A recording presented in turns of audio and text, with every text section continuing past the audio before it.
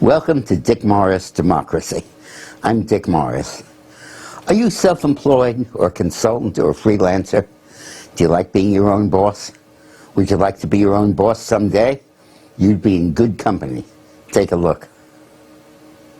Thinking about, starting their own business. It's just what we do. We always want to work for ourselves if we can. I've always worked as a freelancer for going on 12 years now. When you've gone into business for yourself, it's because you want to be independent, because you want to look after yourself, because maybe you're expressing your creativity, and you've built up a career that's based on who you are as a human being.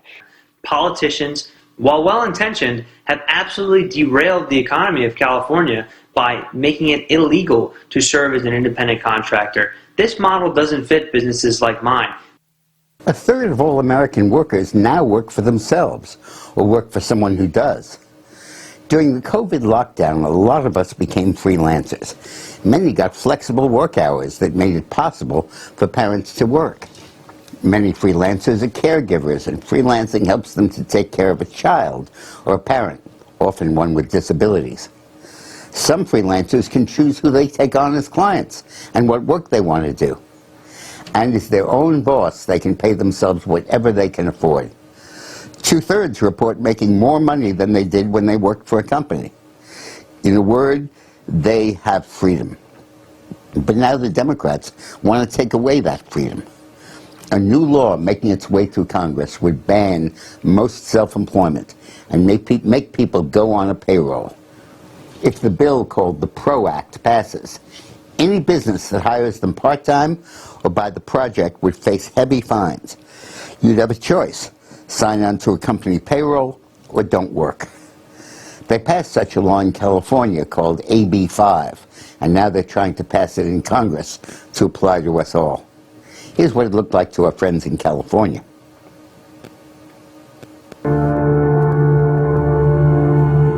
AB 5 destroyed my life. It killed half of my income. I've spent this entire year trying to figure out how to not have to shut down my band. It's taking away our arts. AB 5 has put a tremendous chill on my business. It basically upended my entire business model. I just want to continue my work.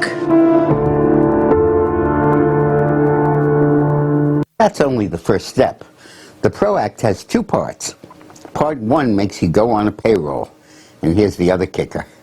Once you're there, Part 2 makes you join a union.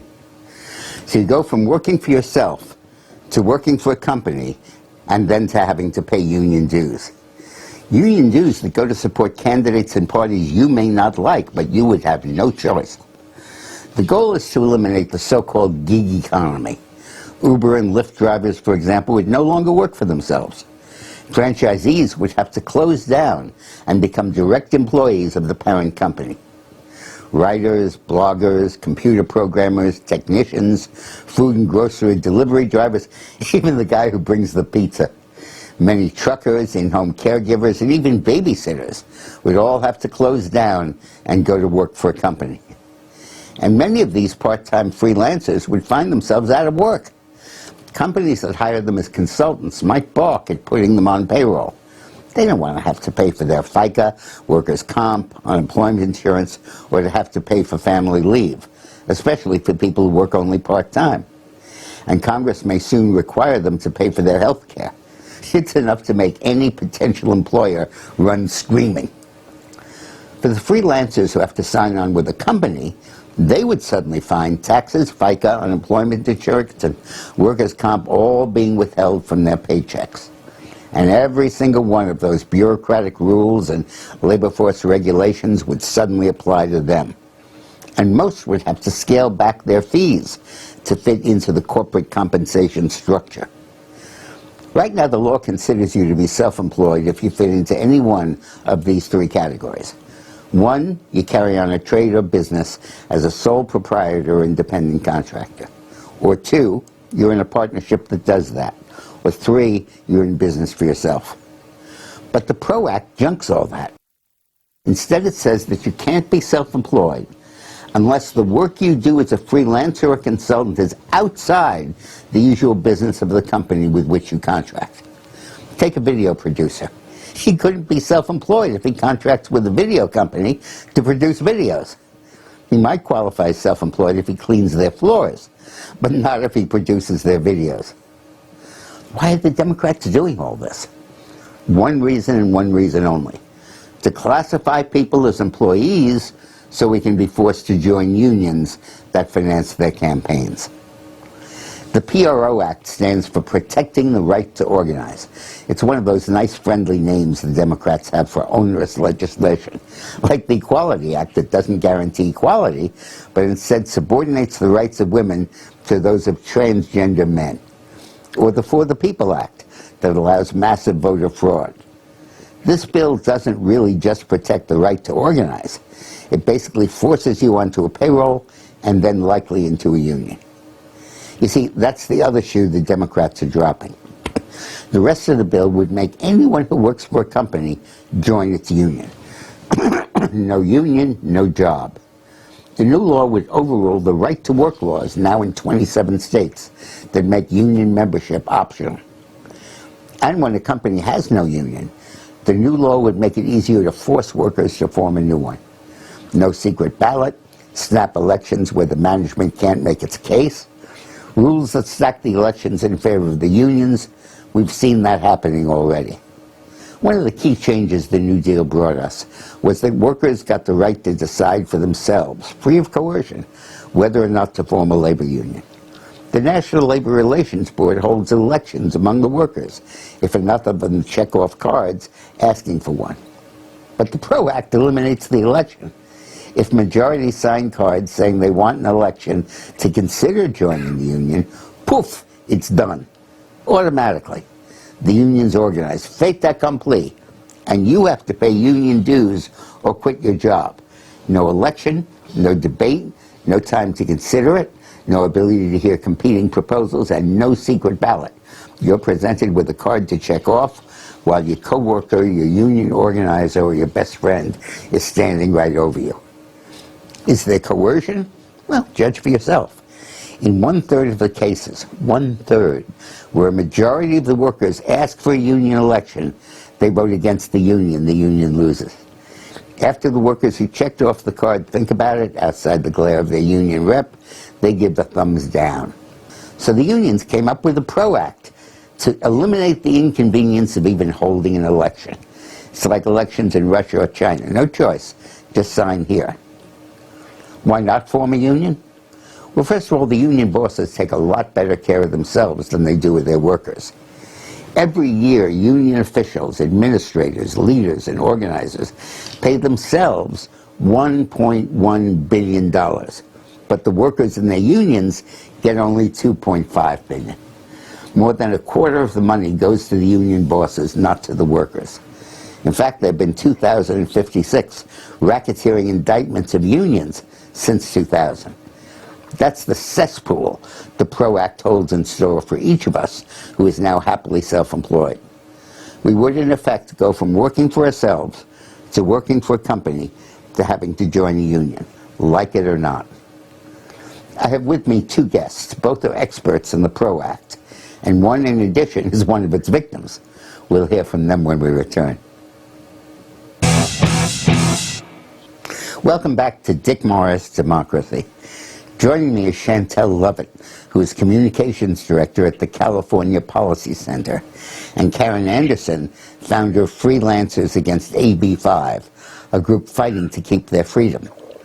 Karen, in particular, actually is a freelancer who is being closed down by the California equivalent of the PRO law they want to pass in Congress. Karen, what happened to you? Well, I'm a freelance writer, editor, and photographer, and when I read about the bill being signed into law in September of 2019, I went into a panic because I knew it would kill my career. And so I started a Facebook group to see if I could connect with other professionals in other sectors, and within a month, all these stories started pouring into my group from across the vast swath of professions, everyone from cancer registrars to musicians, interpreters, translators, transcriptionists, writers, photographers, videographers, all losing their careers and their clients overnight by this law, which went into effect in January of 2020. And it's not just the losing their ability to freelance, Chantel. It's suddenly being an employee and then being really railroaded into a union. Can you explain that part of the law to us? Sure, Dick. Yes, as you just heard, the PRO Act does severely limit the ability of freelancers to be employed the way they see fit, but it really goes well beyond that. The PRO Act is an attempt to nationalize California policies that force Americans to pay unions whether they want to or not, and really kneecap states' ability to enact pro-business, pro-worker legislation that makes them competitive and good places to live and work. In addition to the impact to freelancers, this bill would ban right-to-work policies in the states. Those laws simply protect you from being fired for not paying a union. It would eliminate workers' privacy and give unions their personal contact information in a searchable electronic format. In contested union elections, members would lose the protection of the secret ballot and would instead be unionized based on the very corrupt and coercive practice of card check. The PRO Act also allows unions to strike and picket businesses, regardless of whether those businesses are involved in labor disputes. It severely impedes franchises' ability to run their businesses as they see fit. I mean, I could go on and on about the pitfalls of this legislation, but what's important to know is that the PRO Act would devastate the American economy and would force businesses to move their operations to other countries like Mexico or China. And you're going to have a hard time convincing me that that is pro-worker. I think that's really cool. China will be more free in the workplace than the U.S. will be, and they'll go to China in search of freedom. It's going to but Karen, I want to ask you, you can't just assume that a freelancer suddenly becomes an employee at the same pay. Isn't it the experience that a lot of times the company won't hire the freelancer, or if they do, they insist on a real cut in their pay? Well, that's exactly right, and that's what happened. A lot of people, that it was just not possible to convert all these people into employees and put them on payrolls, and that's why we're seeing devastation in community theater in California. All these arts companies closing their doors before COVID hit. We're seeing the independent filmmaking industry just get hammered by AB5, completely decimated. They can't function, they can't operate under this law. We see the wedding industry, events and meetings and convention industries, just whole entire sectors not able to function, you know, under AB5. And then, of course, seniors, stay-at-home moms are really impacted by this law. Just the average Californian who just wants to, you know, earn a living. They're just taking it away from us. So, Chantel, walk us through what's bad with card check. It seems okay. You check off and say you want a union. How does this law change it, and what's wrong with it?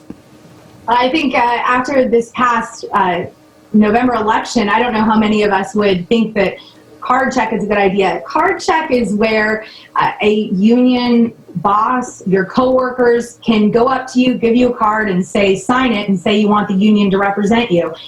That's rife for bullying and intimidation. While they're peering over your shoulder.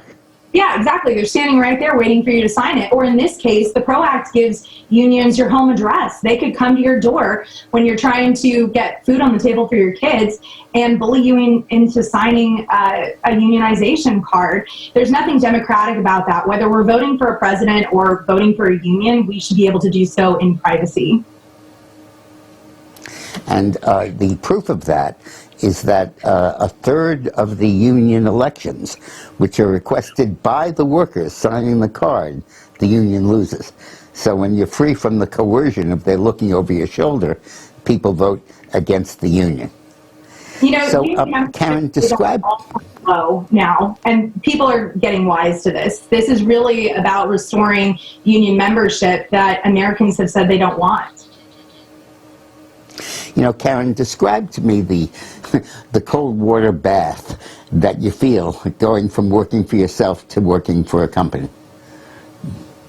Well, I mean, you can't charge your own rates. You're going to get paid less. A lot of times, the legal departments, you know, they don't want to continue with using you as a contractor. So, more likely than not, you won't even get hired. If you're a senior in a certain age bracket, it's almost next to impossible to find a equivalent job in the traditional workplace that would give you the same amount of money, you know, that you were thriving at as a self-employed individual. And it's just Yeah, you have to fit into that corporate compensation structure. You know, you're a filmmaker and the assistant director, the assistant top filmmaker is making a certain amount of money, so you have to make less. And it really crimps your style.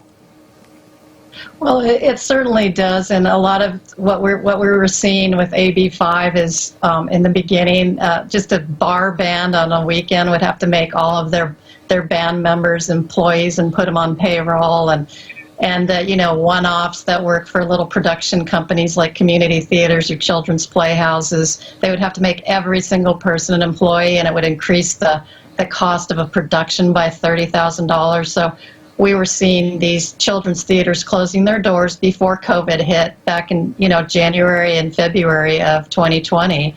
And it's just not easy. And for the average freelancer, we enjoy having our write-offs. We enjoy charging our own rates. We have the flexibility. We can pick and choose our clients. And when you're in a job, you know, and those will all be gone. You know, the Democrats basically don't want us to be free.